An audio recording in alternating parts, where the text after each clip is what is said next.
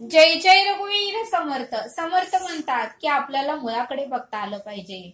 आपण नेहमी फांद्याकडे बघतो, पण समर्थ म्हणतात की मुळाकडे बघता आलं पाहिजे. आणि म्हणून समर्थ म्हणतात की ज्या वेळेस आपण झाडाला पाणी घालतो त्यावेळेस आपण झाडाच्या मुळाला पाणी घालतो, पण झाडाच्या फांद्याला मात्र आपण कधीही पाणी घालत नाही.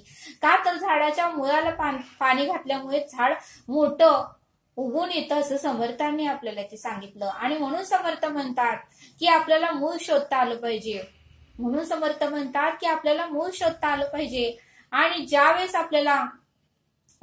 आपण मुळाचा शोध लावू त्यावेळेसच आपल्याला खऱ्या जीवनाचा अर्थ कळेल असं समर्थांनी आपल्याला इथे सांगितलं. आणि म्हणून समर्थ म्हणतात की आपल्याला मूळ शोधता आलं पाहिजे. ही सृष्टी कोणी निर्माण केली आणि जन्म कशासाठी झाला आणि आपल्याला काय करायचं आहे याचा मूळ आपल्याला शोधता आलं पाहिजे असं समर्थांनी आपल्याला इथे सांगितलं. आणि म्हणून समर्थ म्हणतात की ज्यावेळेस श्रीराम प्रभू आणि रावण यांच्यामध्ये युद्ध चालू होते, समर्थ म्हणतात की ज्यावेळेस श्रीराम प्रभू आणि रावण यांच्यामध्ये युद्ध चालू होते त्यावेळेस मात्र युद्धामध्ये लक्ष्मण हा मूर्छित येऊन पडला, चक्कर येऊन पडला. त्यावेळेस मात्र लक्ष्मण लवकर शुद्धीवर येईना.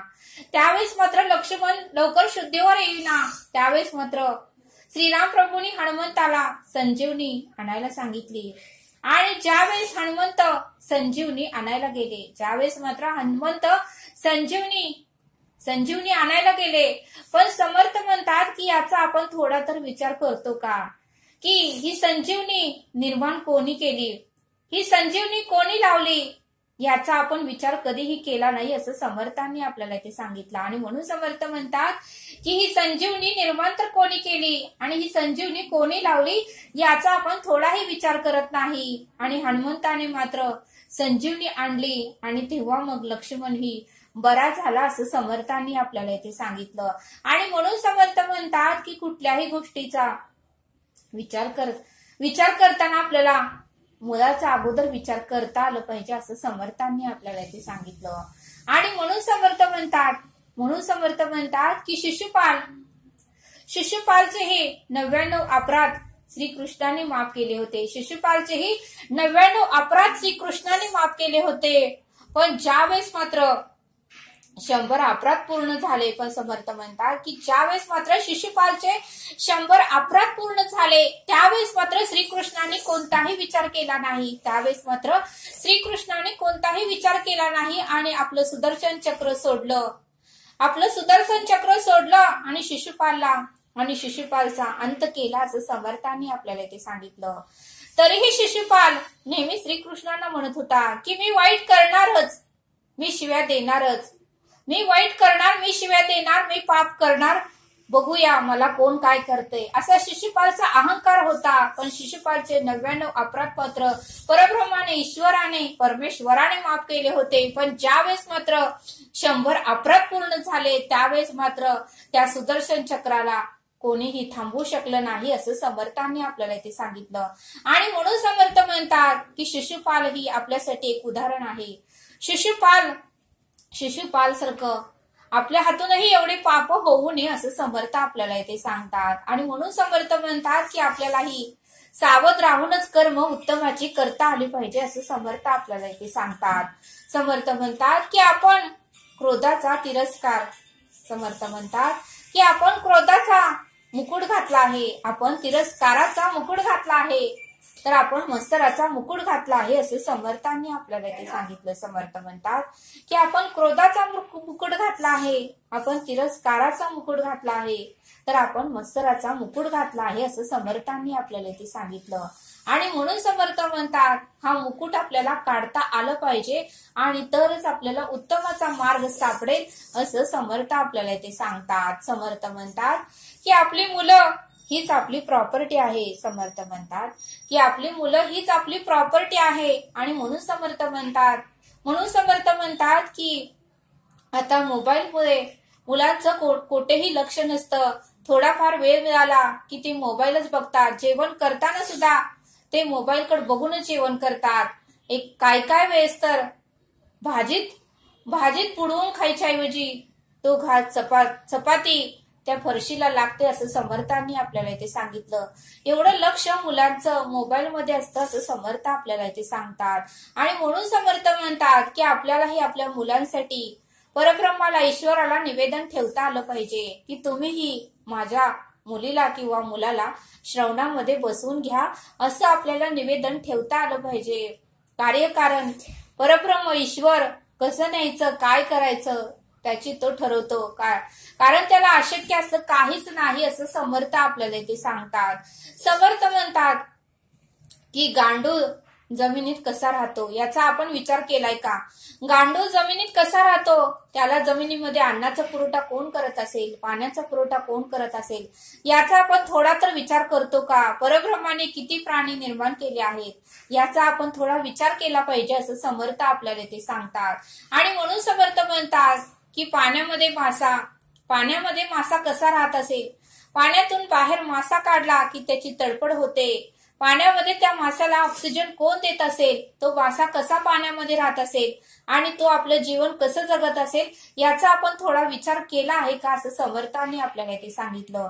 आणि म्हणून समर्थ म्हणतात की पाण्यातील मासा पाण्याशिवाय राहू शकत नाही. म्हणून समर्थ म्हणतात की पाण्यातील मासा हा पाण्याशिवाय राहू शकत नाही, तसं आपल्यालाही श्रवणाशिवाय आणि उपासनेशिवाय